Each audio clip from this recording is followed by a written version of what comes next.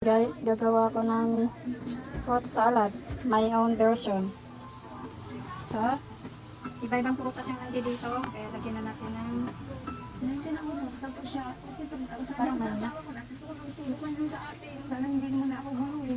Dito sa pangalawang sitwasyon na kung saan Ayan, isahan na natin yung ating own version, homemade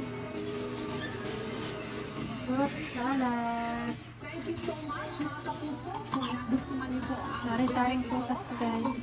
sa Jimmy Gutierrez YouTube channel. Nalagyan na lang ng ayan, pwede tayo. Tingnan ko tayo. Ng mayonnaise. Yummy.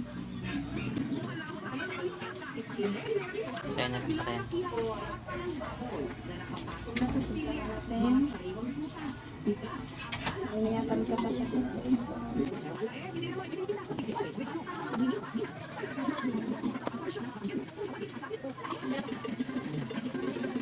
Yummy. Homemade fruit salad. My experience. Experiment pala, experiment. Yummy.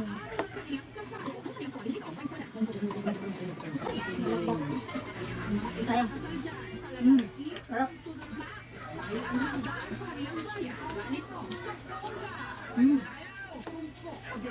Delicioso.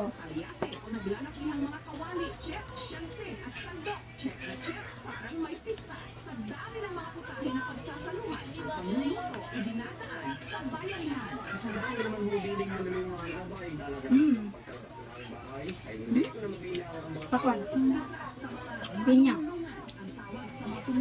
Wala, ba't di mo sinabi tayo? Grapes. Di mo sinabi. May saging din dito. Nga pala, dapat may mangga pa to. Okay na.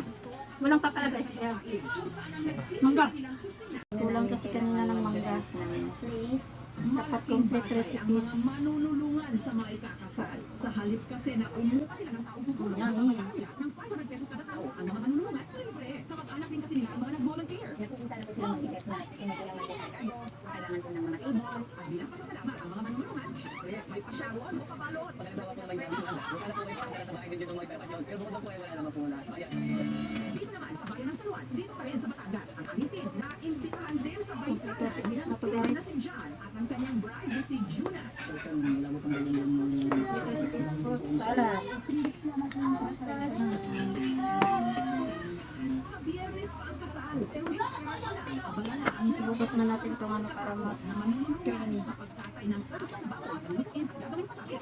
Pero si Ted, bumibig para sa trabaho at tulungan si John at Juna. Marlalo ko, isa sa challenge para kayo ang makuha ang tamang timpla ng kanyang mga lutuin. Bisperas ng kasal, magdamagan ng ibinarin ang karne para mas panuot ang lasa. Sayang, itapon pa. Yun na guys, ito creamy na siya. Delicioso.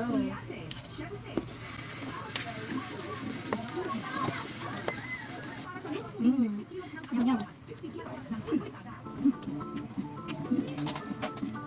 Sarap. Pinya.